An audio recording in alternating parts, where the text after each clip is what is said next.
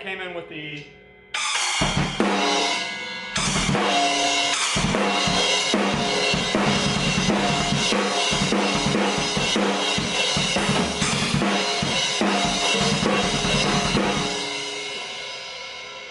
just a little something to give it accent for like the second bar of 8. I live again.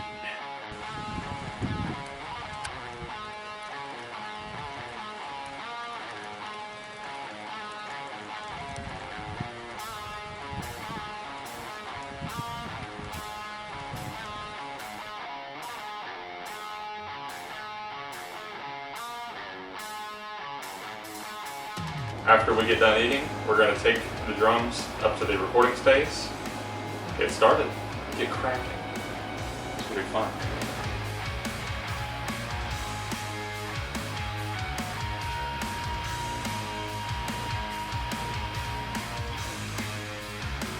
We've got it all.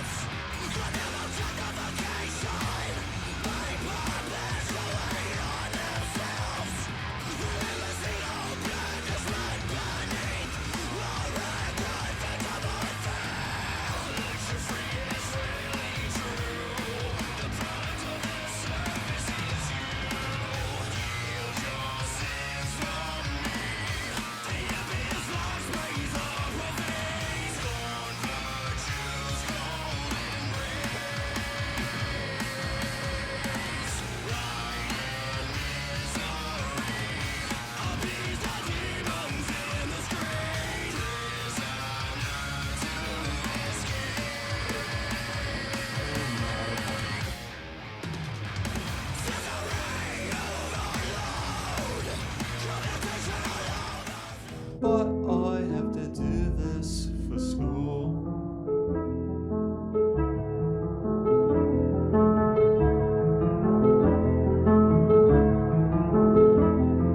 He's got the clap.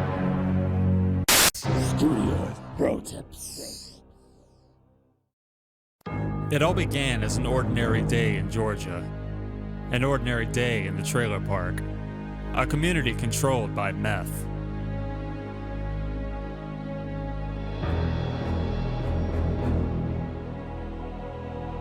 Recording drums with crystal meth zombies tangling up your XLR cables makes things really difficult.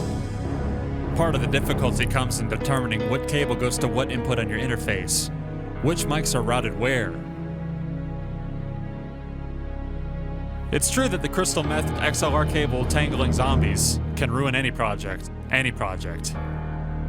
If only there was a budget solution to solving this problem. In the trailer park, the budget solution is the only solution. This is the Studio Bro Tip number 1, bread tide cable labeling.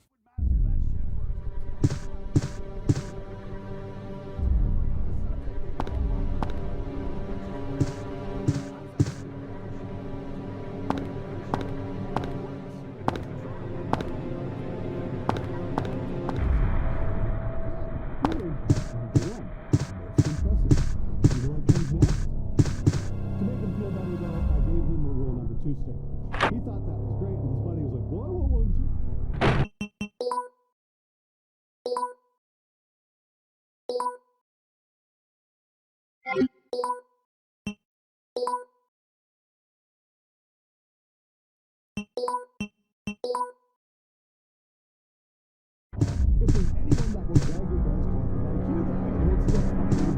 it's like purposely inviting in someone to make things even worse after things went already ruined the day. You've got to learn how to count to 4, guys. That's 1, 2, 3, 4.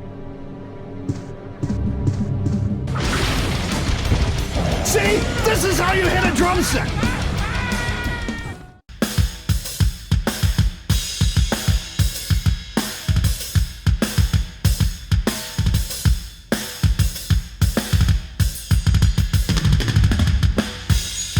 that's just the raw mix down too. That's awesome. Yeah, this is gonna be legit.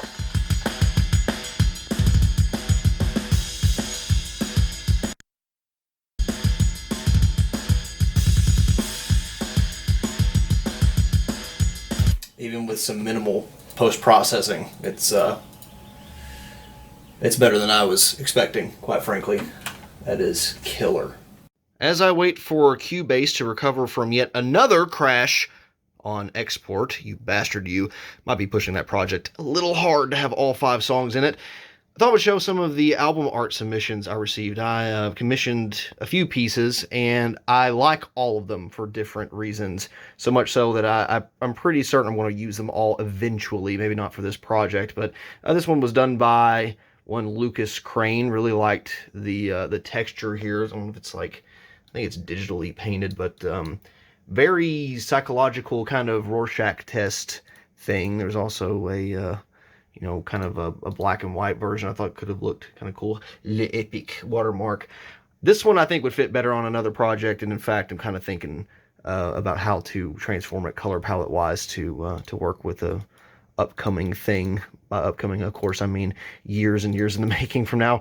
I had a full-scale drawing, actually, which I'll cut to here, of this pretty cool looking sketch, and by pretty cool I mean detailed as hell, and I have a bunch of like in progress pictures and some of the templates and stuff that Bob here used. And I mean, look at that, look at all the little like plague doctor instruments. You got the a bunch of sinful stuff in here. You got, medical utensils, and with all these artists I kind of told them about some of the lyrical content and let them listen to the music as it was at the time, and that's what inspired them. And I really like this cover. It's a little too ethereal, maybe, for the lyrical content, so I think I want to make this one the instrumental cover with a few slight modifications. I did one just in reverse to see what it would look like. Kind of cool. I think I like the black on white better, and maybe I'll do some other similar color replacements to make it more of a negative of the final album art that I ended up choosing. Again, this one it was a tough decision between these ones, but Dark Studios. Ain't that pretty cool? So this by itself would have been just fine, black and white. It's been done to death a little bit in terms of the color palette. No disrespect to the artist whatsoever. I think this looks amazing as an original. And again, I would like for this to be available as some reproduction in its original form. But for the actual album art itself, what I wanted to do was, some sort of concept that would be a little more textured, have a little more, I don't know, roughness to it, because as great as this album cover is, it's very proggy.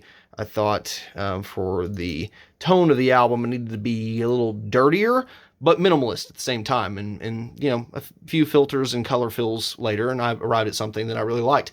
And total credit to James here from Dark Studios for the idea for the vertical text placement. I was thinking about like 45 degrees or, kind of like a circular thing, but he actually came up with that in a couple different concepts. And, I used my logo and fitting text, and I think it looks great. He had it on the other side. I like it on the right for some reason. I don't know why, just kind of fit.